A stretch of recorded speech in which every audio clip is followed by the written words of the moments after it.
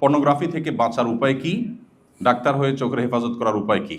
প্রথম প্রশ্ন উত্তর হলো যে চোখের জেনা থেকে বাঁচা এতটাই জটিল যে এখন দিন যত অতিক্রম হচ্ছে তত বেশি ফিতনা চতুর্দিক থেকে আমাদেরকে ঘিরে ধরছে। আপনি আর সব করতে পারবেন, ইমানের উপরে টিকে থাকা কঠিন, আপনার আমল টিকে রাখা কঠিন। তো এটার জন্য দরকার হলো আসলে শক্ত সিদ্ধান্ত নিজের বিরুদ্ধে। খুব মানুষের রোগ যখন জটিল হয় তখন অপারেশন দরকার হয়। এই সিদ্ধান্তগুলো কোনো নর্মাল আমলের বিষয় না। অনেকে বলে ভাই একটা আমল শিখা দেন যেটা করলে পর্নোগ্রাফি দূর হয়ে যাবে। আমি বললাম আপনি তো হয়েছে ক্যান্সার, চাচ্ছেন ট্যাবলেট। ক্যান্সারের জন্য তো ট্যাবলেট না, থেরাপি লাগবে বা অপারেশন লাগবে, তাই না? সো এই পর্যায়ে কঠিন সিদ্ধান্ত নেওয়াটা গুরুত্বপূর্ণ।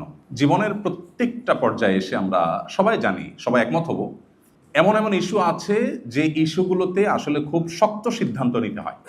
এই শক্ত সিদ্ধান্ত নিতে যতটা কষ্ট মনে হয় আসলে নিলে এত কষ্ট হয় না।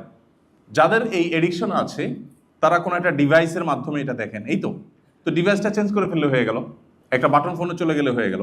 খুব জটিল কাজ। দেখেন এই সহজ কাজটা কিভাবে করবে জন্য সিকিউরিটি লিখে দিয়েছি। কাজটা খুব সহজ না।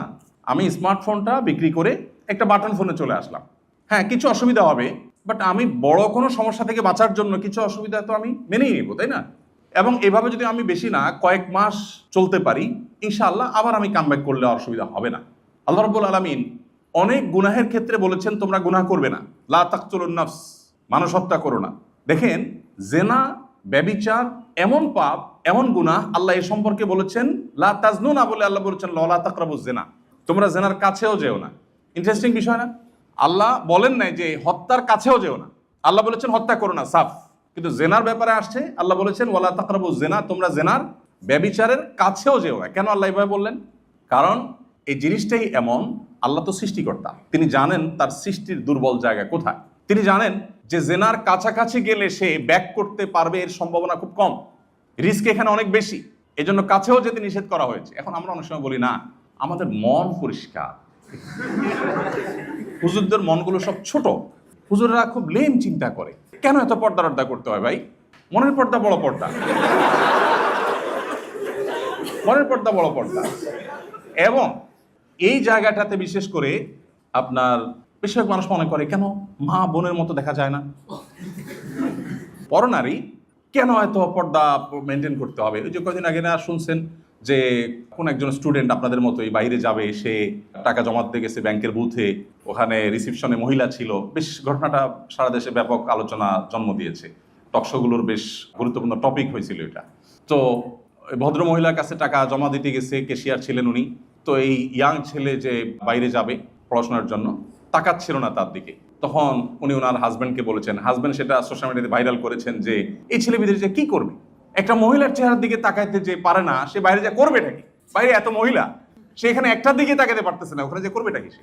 তো এটা নিয়ে সারা দেশ খুব সরগরম, টেনশন হয়ে গেছে। হায় হায় রে, ছেলে তো চোখের ডাক্তার দেখানো উচিত, বেচারা তাকাতে পারতেছে না, তার ডেফিনেটলি চোখে কোনো সমস্যা আছে।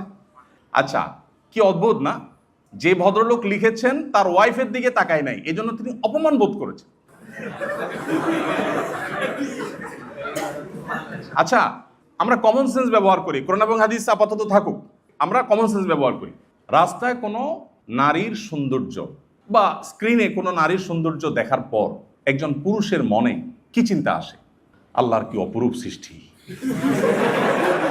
সুবহানাল্লাহ, ফাতাবারাকাল্লাহু আহসানুল খালিকিন, আল্লাহু আকবার। এই চিন্তা আসে? এই চিন্তা আসে? আপনি যদি বলেন না আমার তো এই চিন্তাই আসে, তাহলে আপনার এই গ্রহে বসবাস করা উচিত না। আপনার কবে কবরে চলে যাওয়া উচিত, তার নামে ডাক্তার দেখানো উচিত। আচ্ছা ভাই, যেটা বলছিলাম, এখন আপনারা সবাই যেভাবে হো হো করে হাসলেন, এই হাসিটা আমার দরকার ছিল কথাটা বোঝার জন্য। এই হাসিটা প্রমাণ করছে যে আপনারা সবাই জানেন, এটা ওপেন সিক্রেট, যে কোনো নারীর খোলামেলা শরীর, চেহারা, সৌন্দর্য দেখার পর পুরুষের মনে কি চিন্তা আসে এটা আমরা সবাই জানি। কেউ যদি বলে না না ভাই আমার এসব চিন্তা আসে না, তাহলে আমরা তাকে নিয়ে বরং হাসাহাসি করবো, তাই না? এটা তো বাস্তবতা। ওকে, এবার কেউ তার বউ, তার বোন, তার ফ্যামিলির কোনো মেয়ে, অন্য কেউ তার দিকে তাকালো না, সে অপমান বোধ করছে, তার চয়েস নিয়ে আমার আলাপ নাই। কিন্তু আমার আলাপটা হলো যে কমন সেন্স কি বলছে, যে তার ওয়াইফের সৌন্দর্য অবলোকন করে কেউ তো এখানে আল্লাহর সৃষ্টি রহস্য আবিষ্কার করতে যাইতো না, নিশ্চয়ই সে মনে মনে জেনা করত। কি বলেন? জেনার বিভিন্ন লেভেল আছে, ধরেই যে একেবারে সে সিরিয়াস লেভেলের জেনা করতো, মনের জেনা, আমি সেটা বলছি না, বাট শুরুটা হতো, ঠিক কিনা বলেন?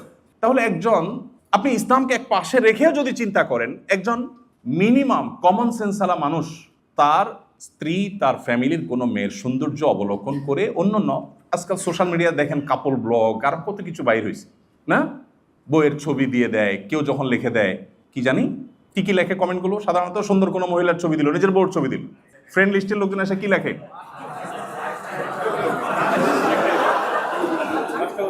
আচ্ছা যেই সব বলার দরকার নেই আমাদের, যে শব্দগুলো ব্যবহার করা হয় এই শব্দগুলো দেখে সে আবার রিপ্লাইতে লেখে থ্যাঙ্কস ভাইয়া।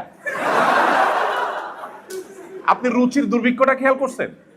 মানে সে রিপ্লাইতে বলছে থ্যাঙ্কস, তাকে যে কি বলছে এটা তর্জমাই সে করতে পারে না, তার বইয়ের ছবি দেখা। দেখেন এই কথাগুলোকে আমাদের অনেক বন্ধুরা মনে করে এই বেটা হুজুররা না, ওই যে একটু আগে বললাম হুজুররা না, এদের চিন্তাধারাগুলো এত নিচু। এখন আমার কথা হলো যে ভাই, আল্লাহ তাআলা সৃষ্টিগতভাবে প্রকৃতিগতভাবে তৈরি করেছেন এমন যে নারী পুরুষ একে অন্যের প্রতি আকৃষ্ট হবে।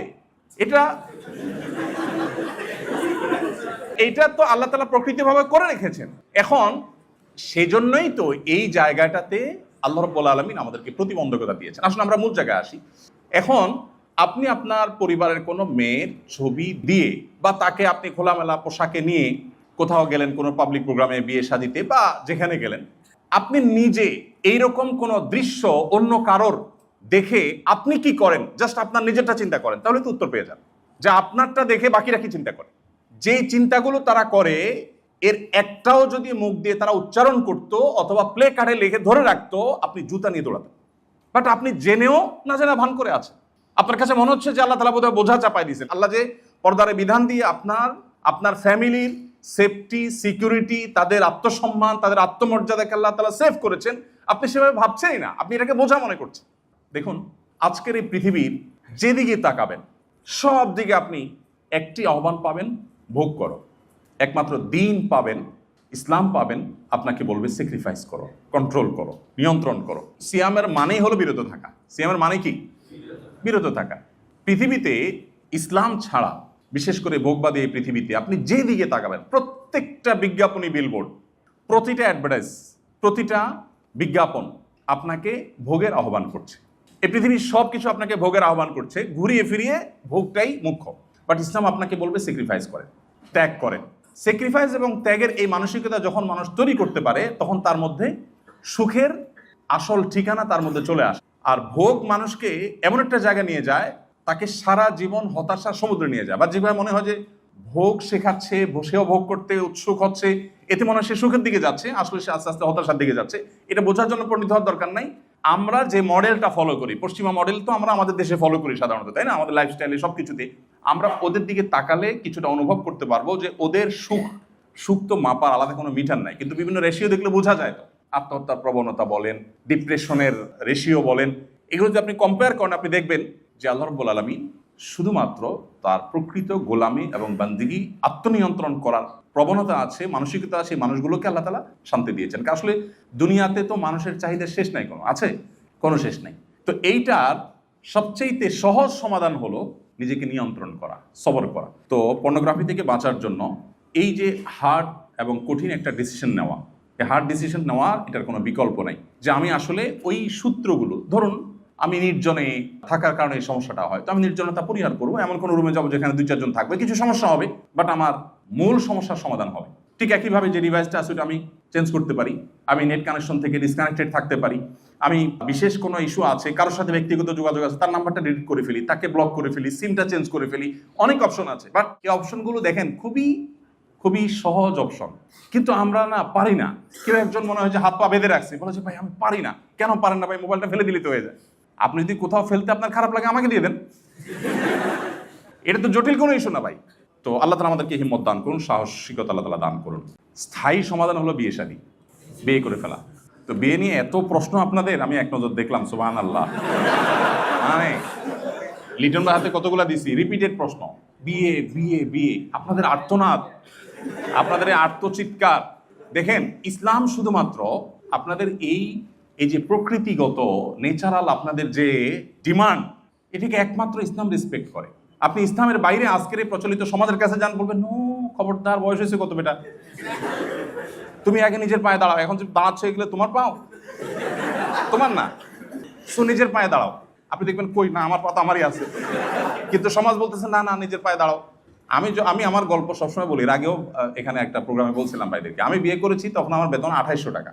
2800 টাকা বেতন, তখন আমি বিয়ে করেছি কোথায়? ঢাকা শহরে, বাড়িয়ালির মেয়ে, গ্রামে, এদের জন্ম ঢাকায়, সব ভাই বোনের, এরা এস্টাবলিশড এখানে, আর আমার বেতন কত?